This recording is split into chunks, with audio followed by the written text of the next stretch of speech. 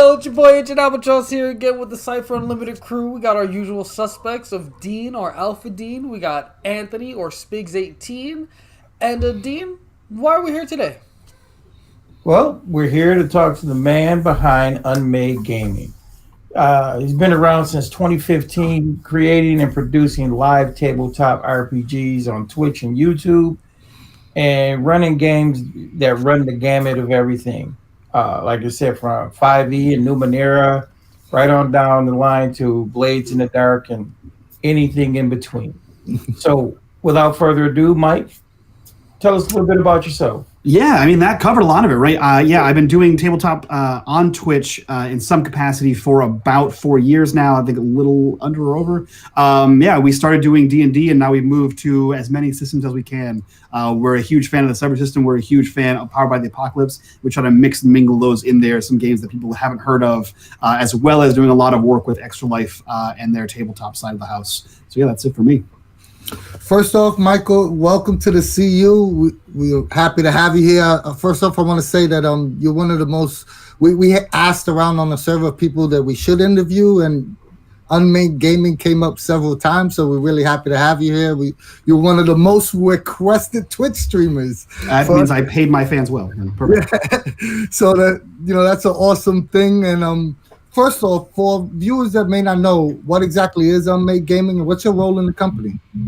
Yeah, so unMadeGaming is a tabletop live stream company.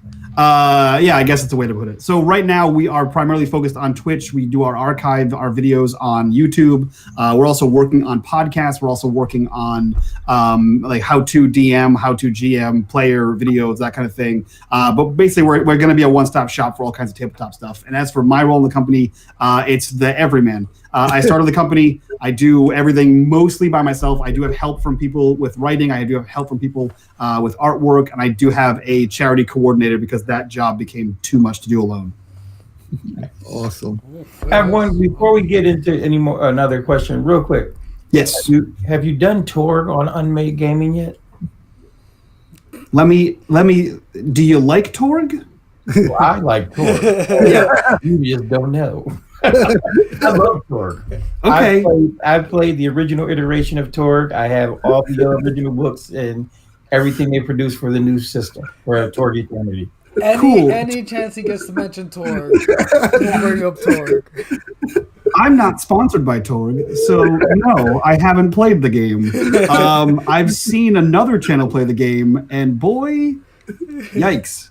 It doesn't stream well. So regardless of I've never played the game, so I can't speak to how well it does. But because the game is so numerically complicated, and because there's a card sort of thing, it doesn't stream well because you can't see the cards. It's like hold the card up to the screen, and that doesn't work well for a visual aspect. If they did like a Roll20 package, or like they had like an online visual card thing, they don't.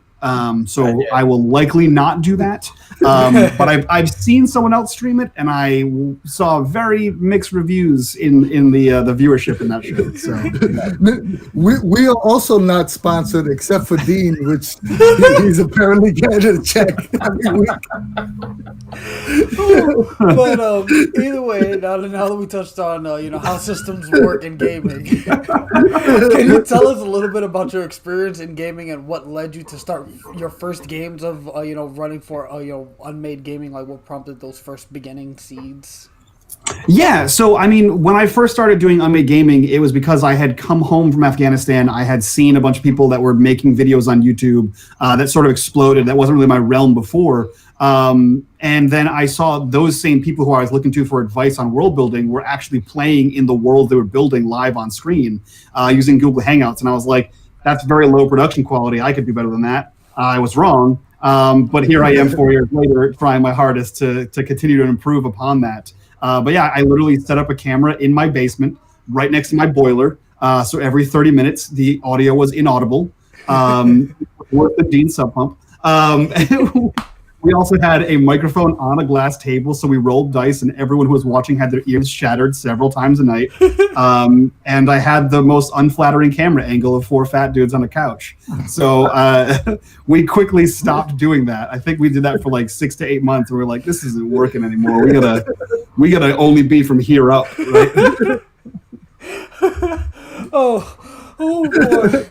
Yeah. Oh no! It was a time, man. I could definitely see that as being a struggle for recording a live, like actual. Yeah, it's really not a good look when every few minutes you go to roll your dice And adjust the pant lines. Yeah, to lean forward. Turns out very few people want to see your socks on the internet either, so it's like, Oh, that's great. yeah, 4 fat dudes on a couch is most of my gaming experience. that was almost the channel name for me. You know what? I need to write a one shot called 4 Fat Dudes on a Couch. Yeah. That's a good LARP. We need to write a LARP called 4 fat dudes on a couch. Fortunately, all of my archives of that time got deleted in an accidental purge of my computer, so they're gone forever. No. It's a shame. It's a real shame. You can release those as the lost tapes. Yeah, I'm not gonna. If you dig back enough on my Twitch clips, you can find a clip of the game, our first game. It's atrocious. That's a great Patreon exclusive. Yeah, right. I think everybody is learning that their first videos, everything they do is atrocious. You look back after you see how far you've come. Oh yeah. You know. So speaking of all of that, you know, you got a lot of experience with gaming systems, but you know, you run Cypher system on your stream. So I do. Why do you feel Cypher is such a good fit? And is there something in the rule set you might want to change for live games, or is there something you would like to, you know, put up on a pedestal or push to the forefront? Yeah. So with Twitch, I've noticed that far more people are, well, not necessarily with Twitch, right? But with live streamed game, with actual plays, right? I find that so many less people give a crap about the mechanics. Like no one wants to hear you argue about, can I use athletics, or can I use this, or can I? And I find that the systems that their mechanics get out of the way of the narrative, they do far better, and I like them better, right? Because now I'm less playing from a number crunch min-max kind of perspective, and I'm more playing from like a theatrical narrative storyteller perspective. And not only does Cypher Systems give their mechanics get out of the way of the narrative, but they also give a lot more narrative control, or their mechanics frame narrative control in a way that's easier for players to understand. I can just jump in there and do this. You can do that in a lot of games, but there's mechanics that sort of, you know, ease you into it as a player for Numenera and Cypher and Strange and all those games. So I feel like those do very well. Plus, with Cypher, you can play pretty much anything. I mean, I know Monty Cook Games has a bevy of games that they've made for Cypher, but you can do anything. I'm running Cthulhu in the 1920s meets Supernatural. So, like, I was like, I'm going to throw that together, see what happens. Nice. I mean, that's always a fun part of Cypher System, is like seeing something you really enjoy and say, hey, that'll be perfect for this. And it almost always is. Almost always. It's never a problem to run anything. Yeah, it's very simple. I was actually watching those Cthulhu games last night, and they were awesome, by the way. Thank you. I'm having a lot of fun with those. We have a pretty star-studded cast as far as Cypher goes and on Twitch goes, and it's a blast. I just sit there. I just gonna keep up. That's the only thing I gotta do. Jess is in that game, right? Yeah. Burst of Hope is in that. Jess, she's one of our favorite Marcy Velen is in that. She's the one who runs Owl of Lycia. Yeah, she's awesome as well. Yeah, so several amazing people. We also have Nomadic is coming on soon. And Little Red Dot, also known as Chelsea, is also on there. Huge names. Nomadic is in God's Fall. I don't know if you've ever heard of that podcast. Yeah. And Owl of Lycia is currently on Little Red Dot, or Chelsea's channel right now. So, Nice. Yeah, that's awesome. So, is it me? Yeah. Is there a system that you haven't tried and would love to stream one day on your show? Oh man, a system I have not tried and would love to stream. I'm sure there is. Definitely not Torg. I mean, listen, Ulysses America, if you want to sponsor me to play Torg, you're listening right now. Don't worry, Pete already heard the cash register go cha-ching. Yeah, I will definitely play Torg. No, I have this problem where I keep buying Kickstarters, and then they just sit there and collect dust. I would say, if we're talking about Monty Cook Games, one of the ones I really want to play is I have the Black Cube just sitting here taunting me at all times. I've opened it and I've like looked at it, and then I was like, this is complicated, and I don't have enough friends for this, and I put it away. I don't have enough friends or time for that. So I was like, I'd love to play that. I know that Grant Ellis runs that across all kinds of places, and he does it with like a continuing world on all the places he runs it. So I definitely want to get in on that. But I mean, it's my channel, right? So I can kind of just be like, hey, I want to run Conan, and then somebody else wants to run Conan. It's not that in a world of where everyone's a DM and a player, I can just be like, does anyone want to run this game? And then at least one person's gonna be like, I'll try it. Yeah. Plus we do one shots every month. We do 4 1-shots for charity, so that's a great way to jump in and test new games in just a small little content window without having to commit to a full-term schedule of a game. Nice. And that's why we love 1-shots. Yeah, they're great. Just to touch on Invisible Sun, when I first saw it, I said, this is going to be impossible to stream. There's too many moving parts. And then I see Grant Ellis does it without breaking a sweat. Yeah. So, we love you, Grant. Yeah. You are who you are. The one thing about Invisible Sun that I've figured out is it's not complicated. It's like Cypher system. Right. The moving parts are just story.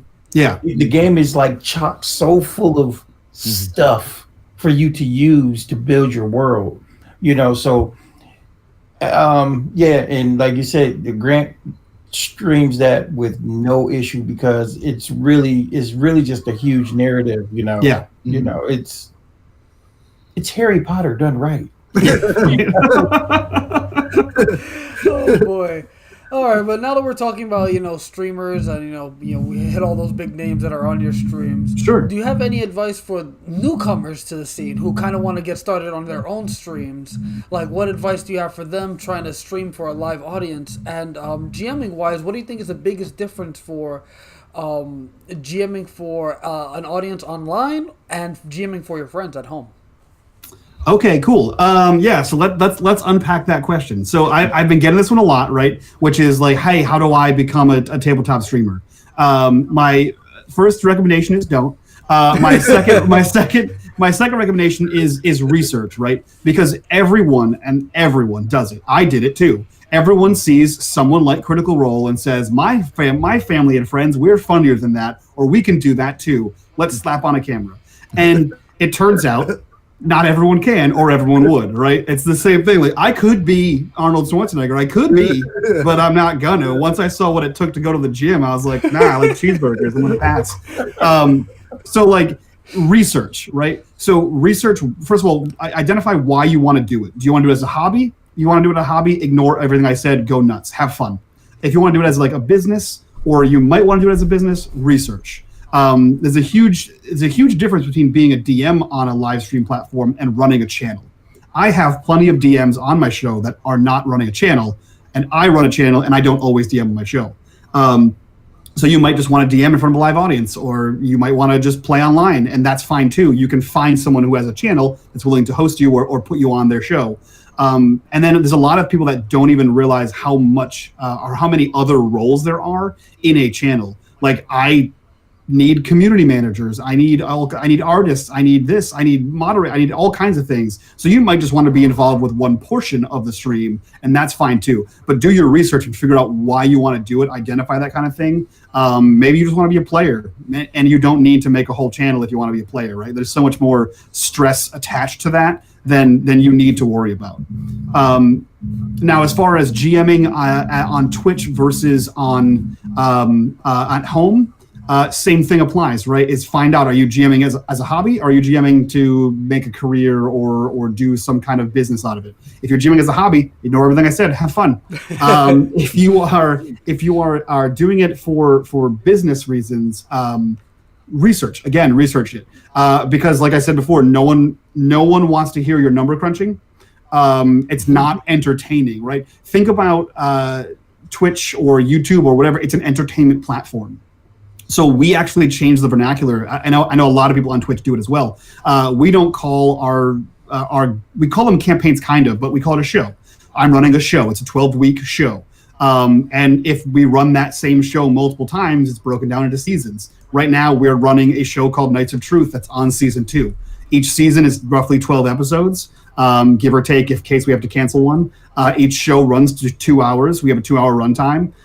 There's like a pre-production meeting, like we do, like I have like a 10-minute window where I'm like, hey cast, we're going to go over this kind of thing. I call them a cast. I don't call them players. And then after the show ends, after that episode, we call them episodes as well. We don't call them like sessions. We call them episodes. After the episode ends, we have a post-production kind of thing. Hey, this is what went well. This is what could have gone better. Let's try this next week, that kind of thing. And then once you get into like a rhythm, it works out. And you're going to have to start learning that and doing that, because like once you get to like the low to mid range where I am, you'll meet other streamers and they know how to do that already, so it becomes less of a hassle.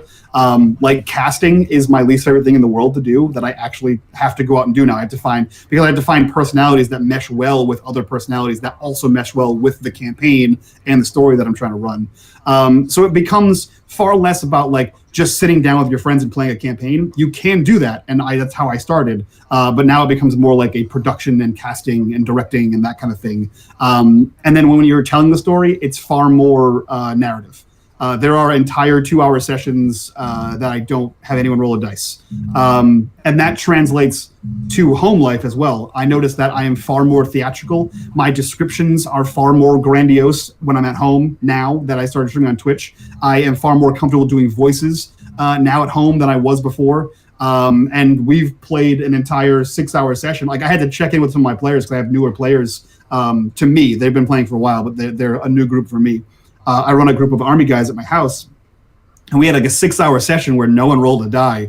And afterwards I was like, hey man, just so you know, that's not abnormal for me. And they were like, that's cool. It was great. We were there with you. And I was like, okay, just so you know, if we have like a session where there's no combat for 6 hours, no one's going to be like, this game sucks, and leave.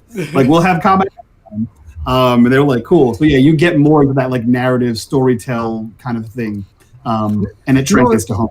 You know, it's funny when you like read like the Reddit boards or, you know, servers, people, oh, you always get that one guy complaining, oh, those Twitch streamers, that's not real D&D, or that's not. And I was like, yeah, but real D&D, nobody wants to watch. Yeah. I mean, and that's the thing, right? So like I'm playing real D&D. Like the actions I take and what I do, there's no difference. Like, and if you were to follow me around at home and see me playing my character at home, vice my character online, I'm playing the same way.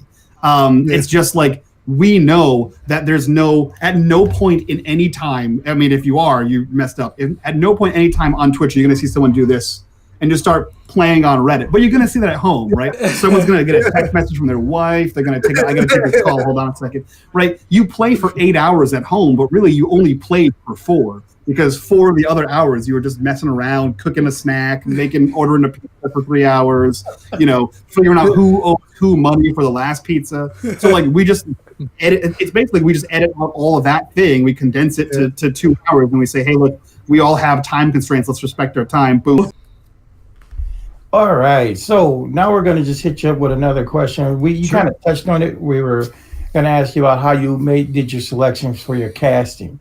So, you know, is there a specific type of person or, you know, cast member you look for, since you don't like to call them necessarily players? Yeah.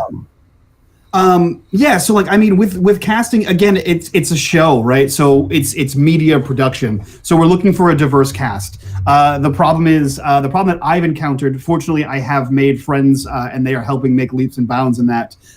There's only so much I can do as a straight white dude and be like, hey, we're inclusive too if you want to come play, because everyone goes, are you? So unfortunately I've made leaps and bounds and friends that can assist with that and be like, no guys, seriously, come on over. So that's been really cool. But that's it, man. Like so I hate gatekeeping, but everyone knows the phrase, right? My level of gatekeeping is don't be a shitty player. Right? Like if you're good, like you have to be entertaining. It's a show, right? So if you're not like fun to watch, if you just sit there and you're kind of very monotone the entire time and you just say, okay, and then I attack the monster. No one wants to see that, right? You have to be animated. You have to like get into your character. You have to like evoke emotion, right? You kind of have to be, it's the same reason why you'd watch a TV show like that. Oh, that character is so cool, or that character is such a bastard, right? It's the same kind of deal, right? So I look for that. I look for theatrical people. I look for, you know, And it's with Twitch, it's easy because there's so many of us doing it that I can be like, oh, I watched this one show on this one channel and I really like that player. Hey man, what are you doing in 2 weeks? I got a show coming up, right? And then another thing we do is a great way that's like a testing ground for people is our charity streams, because it's 12 hours long. It's 4 3-hour one shots. So we roll through 4 DMs. I don't even know how many players. 4 times 4, 16 players. Yeah, that's how many. 16 players over 12 hours that I get to watch and like experience them. And then usually you'll see a few people come back when they have time, either in one shots or in shows. But that's it. I try to get a mixed cast of just people who are having a good time. Is it the same process to recruit GMs as well? How do you go about finding GMs? I am lucking out in that department now. But before that, yeah, it was very much the same. It was like, hey, you GM'd on another channel, or hey, you voiced your opinion in my community that you're a GM. What do you want to run something? If so, what do you want to run? Talk about the story. Let's get that on. Fortunately, now I've gotten to a place recently, like last 6 months, so knock on wood, I've gotten to a place where I have other GMs saying, hey man, I'm a GM, I want to run this, and they're pitching me a show idea. So I can say, I can review the show and be like, okay, yeah, this is cool. I actually have a guy who pitches me like 3 shows at the same time. It's like, I want to run one of these, pick one. I'm like, okay, that's awesome. And then I go about finding a cast. Yeah, right. Yeah, that is awesome. I'm just saying, if you need some players for your charity stream. Yeah, so if you want to be, so I mean, I don't want to plug everything too hard here, but if you want to be on the charity stream, first of all, the best way to be notified is in our Discord. The second best way to be notified is on the Twitter, because we have Kiana, who is, if you've been in the Twitch sphere, you've probably seen her. Kiana S on Twitter. She is our charity coordinator, and she puts out all of our charity tweets. And she actually runs a Google form that you can sign up for. You know, have you GM'd before? Have you played before? Do you have a mic, a camera, all that stuff? And then she goes through and like places everybody. So she does all the casting and cast direction for that now, and then she just hands it to me and says, okay, show up on this date, and I go, cool. So I used to do all that, and I used to play for the 12 hours straight. I was told that I was insane and that I need to stop, and so I have done that. 12 hours straight of playing and running production is a bit of a long time. But yeah, that's the best way if you guys want to be part of the charity. And again, it's for Extra Life, so 100% of the proceeds go to help sick kids. That's a great thing. And of course, we're going to add those links to the description below with all the many other links from unMade Gaming. And just to piggyback real quick on the question we're talking about now. Earlier on in unMade Gaming, did you ever do, like, I know you said it was just you and your friends, but when you first started, like, to get into the public eye, or, you know, to get into the public, you know, domain or whatever have you, did you ever do anything like open casting calls where you made like a post on Reddit saying, hey, I need player, or, you know, I need cast members for so and so? Was it always just you seeing people playing and then, you know, kind of headhunting? No, I was always selective, right? I wasn't as selective. I didn't have as much reach as I do now, so I couldn't be as selective. I never did open casting calls because that terrifies me, right? Because you put out an open casting call, and it's like, if you want to play games online, put out an open casting call, great. I wouldn't recommend live streaming those open casting calls because like you don't know those people, right? Exactly. So like you don't want to be live and have someone say something that you're like, that was a little. Wait. Yeah. Can I roll like, that now? Like, you're gonna. I want to roll. Hush, man. We talking about the game, right? We're gonna roll. Yeah. Okay. Ooh. So yeah, I've seen some things. I mean, obviously, you also want to like check for camera quality, microphone quality, because you don't want someone talking on a tin can. I've actually bought a microphone just to make sure they have a great one. It's a friend of mine. I've bought a webcam for players that I really wanted to play with. But it started out with my friends locally on a couch, and then we transitioned that game to online. And then I used to only run like one game a week. And then that grew to a couple games a week, and I was running all of those and also running the 12-hour charity stream. And so I was GMing for like hours and hours a week. And then even then we started building out our community. So I started to pull cast members from our community, and I would reach out, because I've been in the military for a good number of years now. So I'd pull old friends in from like out of state, be like, hey, you want to run this? You want to play in this game? You want to do this? And then once I started getting a little bit of clout, I could like, reach out to other people and be like, hey, you were on this show. Do you want to be on another one? Kind of thing. Nice. Definitely good process. I mean, Yeah. unMade Gaming, you guys have a lot of shows. You know, you have the Seekers, Knights of the Truth. Is there a favorite show that you've been on, or a favorite show that you GM'd for? Yeah, man, of course there is. So I would say there's probably my top three, right? If you go Atari Twilight is probably my top game. I have a lot of nostalgic attachment to that. Atari Twilight is using the Tales from the Loop system by a Swedish company called Free League. Amazing, amazing setting, amazing system. Super simple, very little bar for entry, and it plays like The Goonies. It plays like Stranger Things. It plays like Stand By Me. And the GM for that game is a great friend of mine. I met him playing games on Twitch. He is outstanding. He's outstanding as a player. He's outstanding as a GM. And so I grabbed him because he's a huge fan of the 80s, and he's got kids of his own. And so he gives them that 80s nostalgia as well. And so I'm like, man, you have to run this game set in the 80s. And he's like, cool. So that was one of those games where I just grabbed all of my friends. I was like, hey, we're playing a game. I didn't cast that. I was like, you, and you, sit down. We're playing this game for 12 weeks. And they were like, is that on YouTube? Yeah, it's on YouTube. It's an amazing game. And yeah, it was very nostalgic. It was very 80s.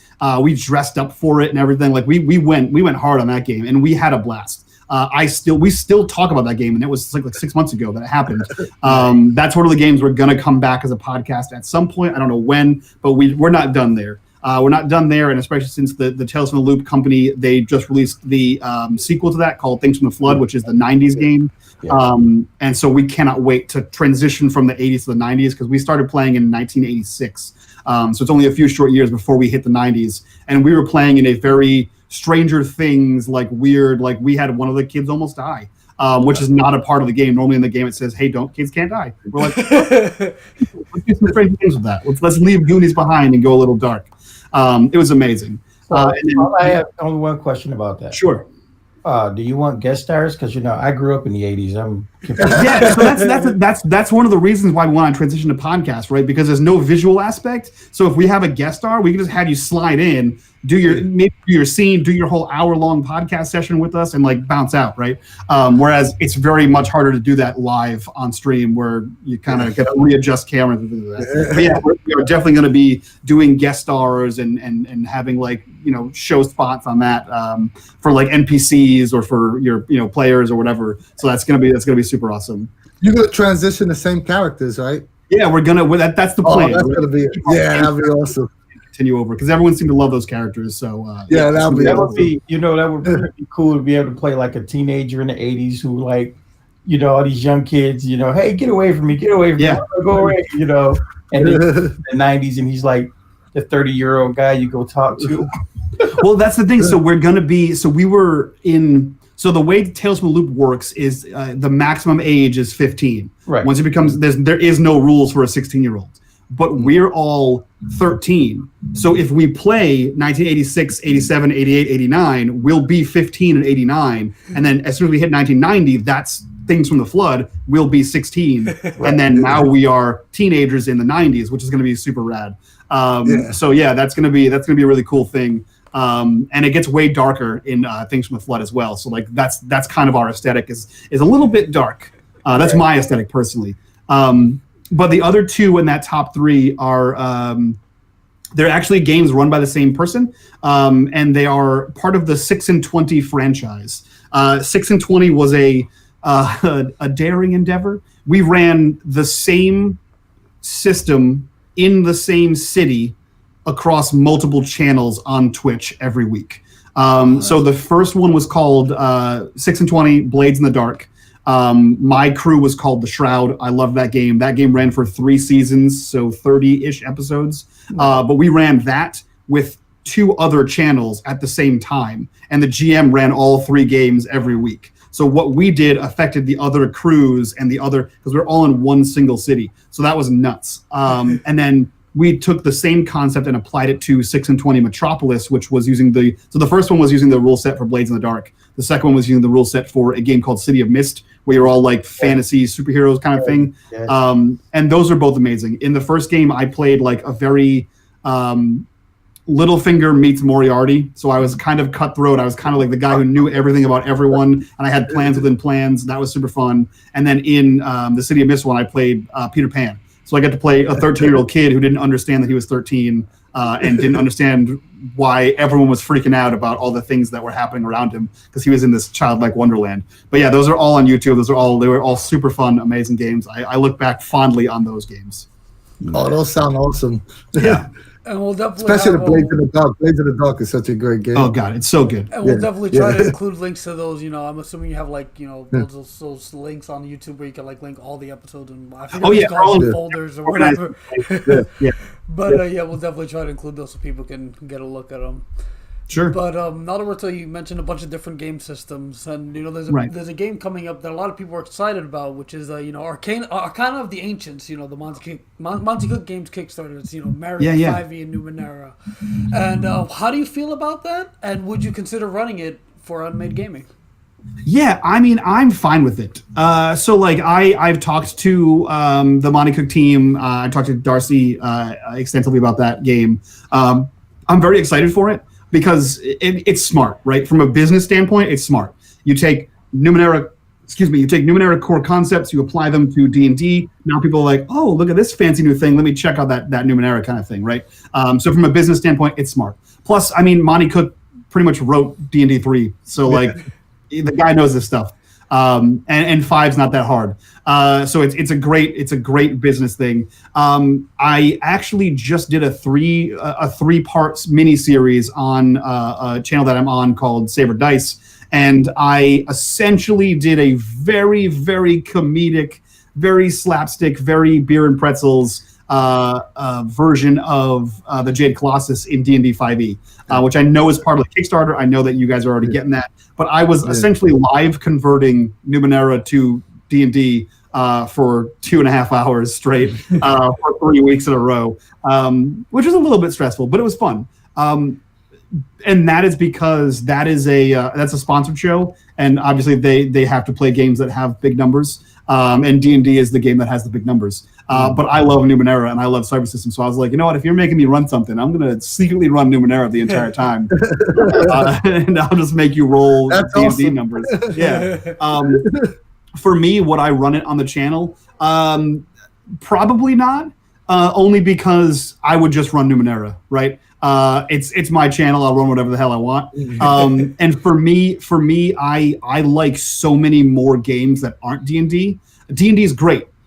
D&D is great in the same way that like Lord of the Rings is great, but you don't want to only watch Lord of the Rings forever, right? You want to watch other movies too. And that's kind of how I feel about D&D. It's great. It does exactly what it's supposed to do. It's awesome. I will continue to play it till I'm dead. But there's also all these other games that do awesome stuff too, and I want to try those. And so if I can use my platform to bring those up, I will absolutely play those games. I mean, that'll lead into a question I have because we've done interviews with several Twitch streamers, Sure. and a lot of them tell us, oh hey, we have to make 5e our bread and butter because that's what brings us the views. Is there a drastic difference in your opinion in viewership when you make that left at Albuquerque and you start touching other games that are not necessarily as popular?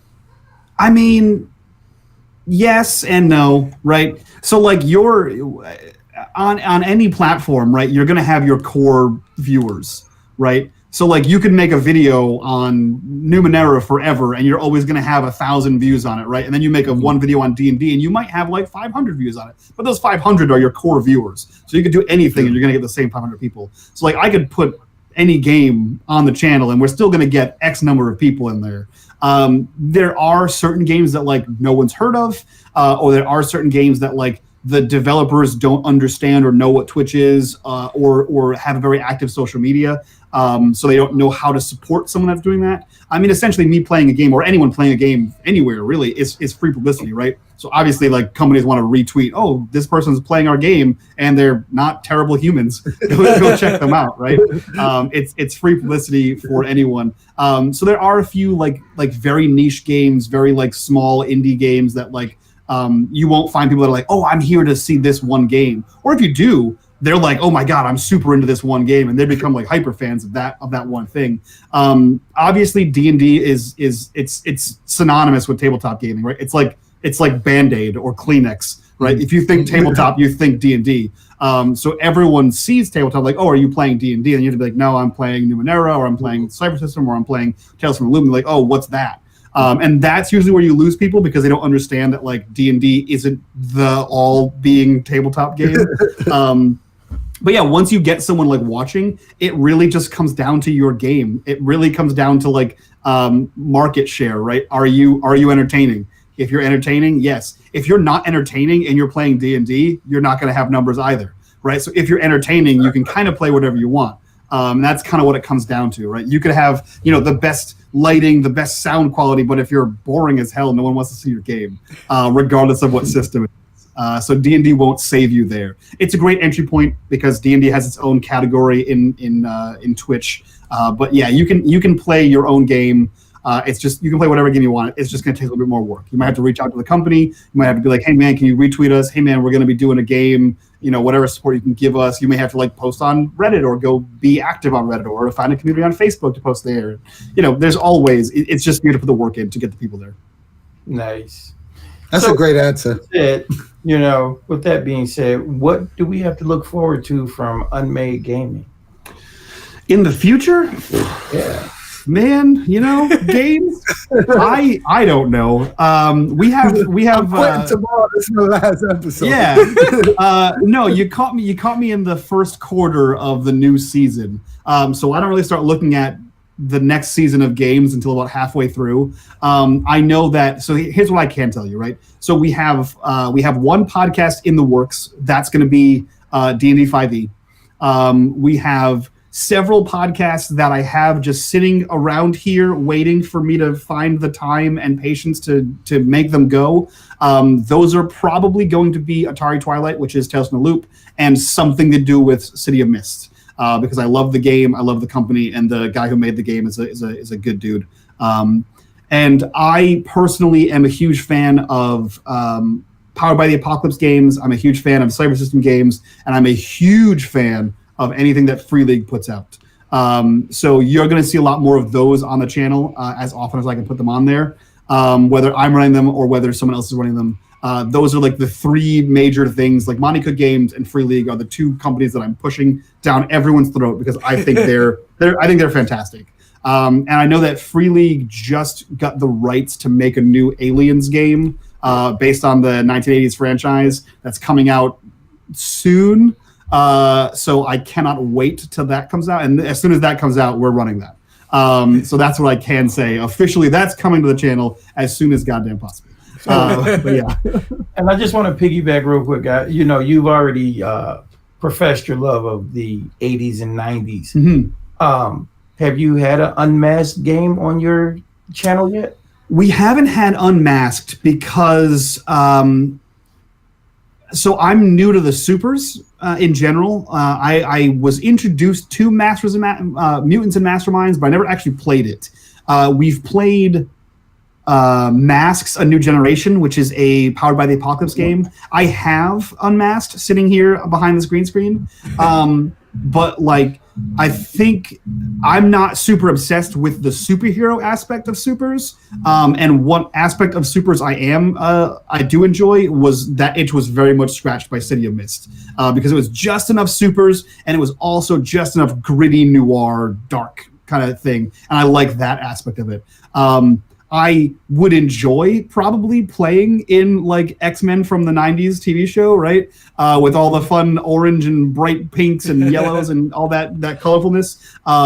But like, it's not necessarily my aesthetic. Will we run one? Maybe. It's definitely not off the table. If someone pitches me an idea that says, hey, I really want to run Unmasked and here's the plot for it, I'm like, okay.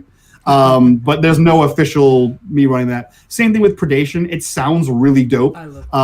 but I'm like, but Combination is fun. yeah, I mean, That's we did hella it. fun. We did it in a one shot, and we're calling it. That's the show that's on right now called The Seekers. And the GM of that game is actually taking some of the aspects from Predation, because in Horizon Zero Dawn you can like mount the machines and ride them, and then there's other like methods to like getting them to be your pet or something like that. So he's using the rule set from Predation to kind of swap over, replace dinosaurs with machine dinosaurs, and he's kind of winging that together, which is super cool. We saw a little bit of that in last night's episode, so that's gonna be really cool to see how he kind of plays those two Cypher system and numeric games together to make one.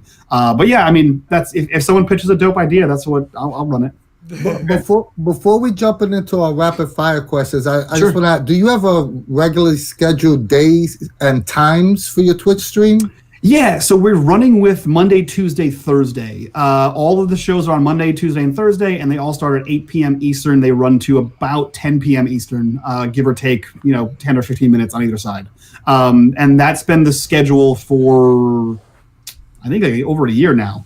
Wednesday, I play on another channel. I play on Saber Dice, where we play D&D. We're actually switching over to Starfinder next week, which should be interesting because I have some thoughts about Starfinder. They're about the same as Torg.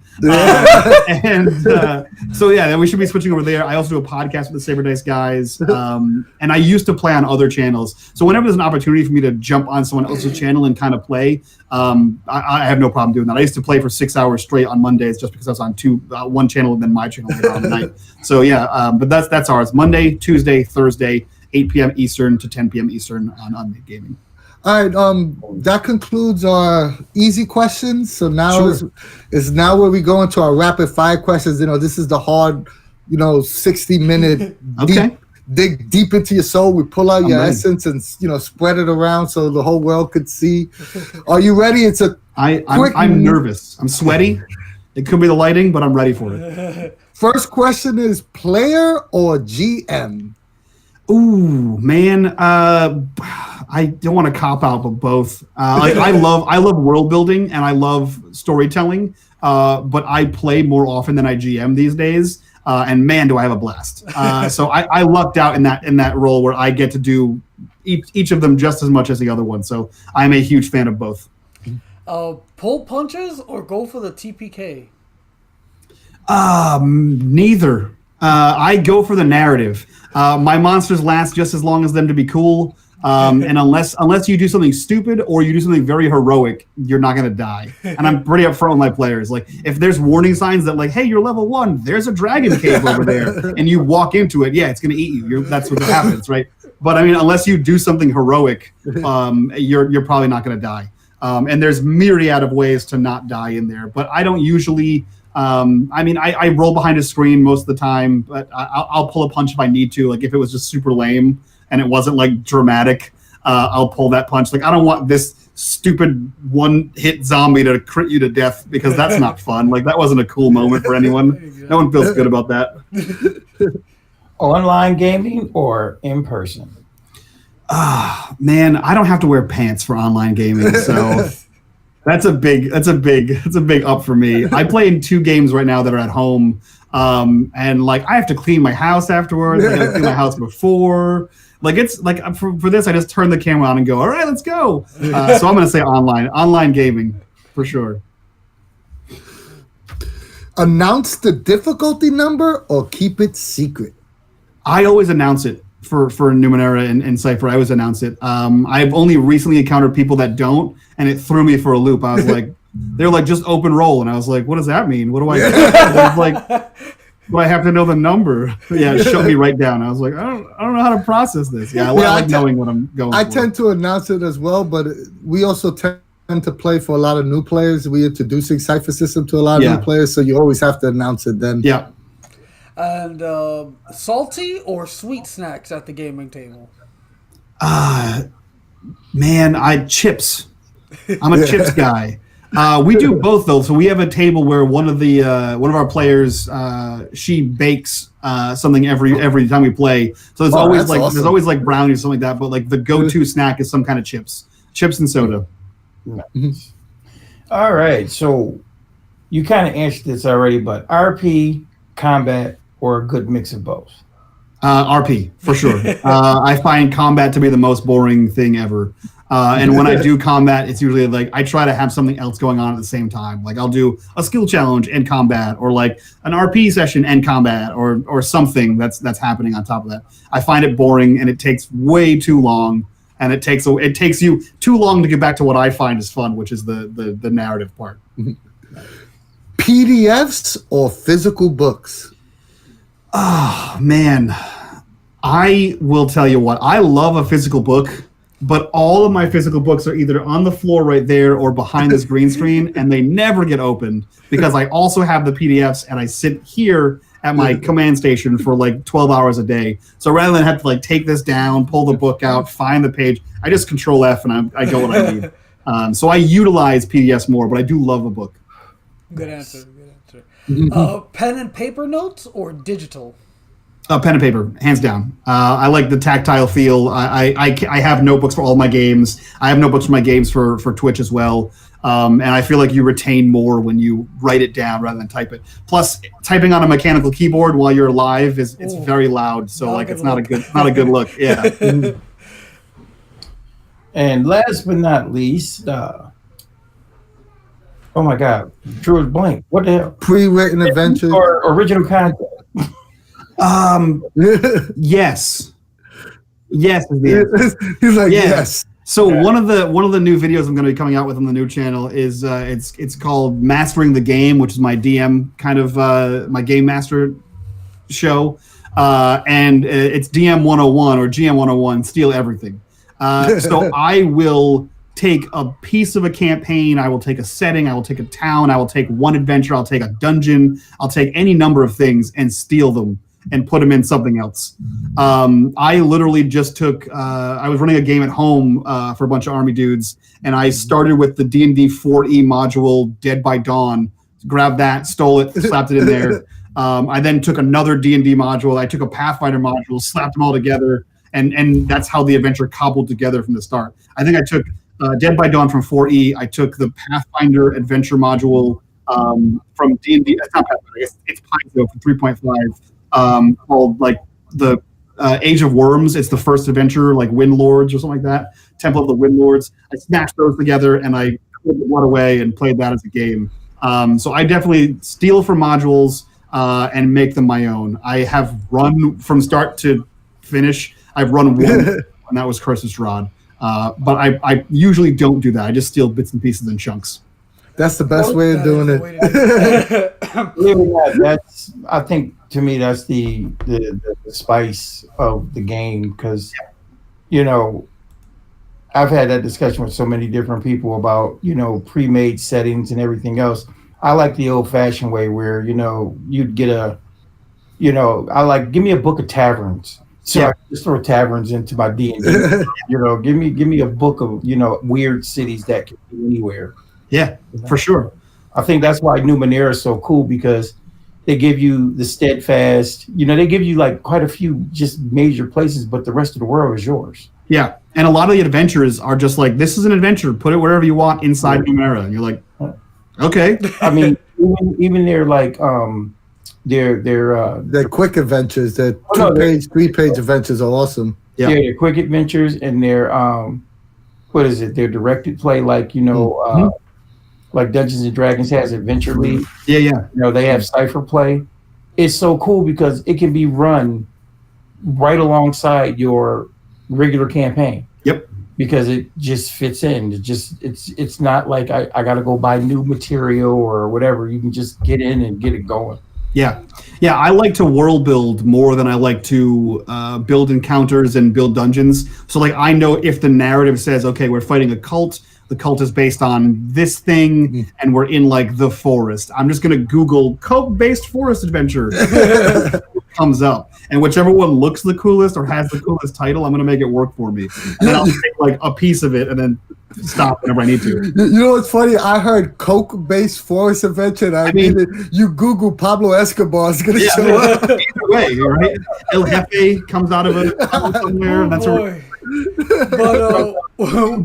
but white powder. That conversation took a step. With that being said, thank you so much for being on. It was a wonderful chat. We got to hear a lot about unmade gaming and what makes it tick and what brought it to life, and that was awesome. Hopefully, it'll inspire some people to go out, venture on their own, do their own thing. And hopefully they'll check out your stuff because it definitely sounds amazing. And thank you so much. Thank you everyone for watching. For everyone watching, we'll be sure to add everything down below in the description. All the links we mentioned, the YouTubes, Twitch, Twitter, all that stuff. But is there any specific Twitter or anything that you use, or is it just Unmade Gaming, or do you have a personal one? No, I use unMadeGaming. Gaming. My DMs are always open. My tweets are always open. If you guys want to ask me questions about tabletop, you want to ask me questions about Twitch streaming, my thoughts on the new Avengers movie, it's at unMadeGaming. Gaming. And thank you guys so much for having me on the show. This was super fun. I know we had some scheduling issues before, but I'm glad I got on the show. This is super rad. I'm glad I got recommended. And if you could just give me a list of who said I should be on the show, so I can give them free products. Absolutely. And the pleasure was all ours. Yeah, man. And come back and see us. You know what? And hopefully we can do some other cross-platform stuff. Come over and play with you. Maybe I'll run some Unmasked for you. Hey, do it. Or Torg. I have a bad internet connection. What was that? Anyway, you're that cash register in the background. For all your viewers at home, thank you again. Be sure to like, share, subscribe. The more we get out there, the more we can keep doing this stuff. And simply thank you so much. So from us at the CU, we will see you later. Bye, everybody.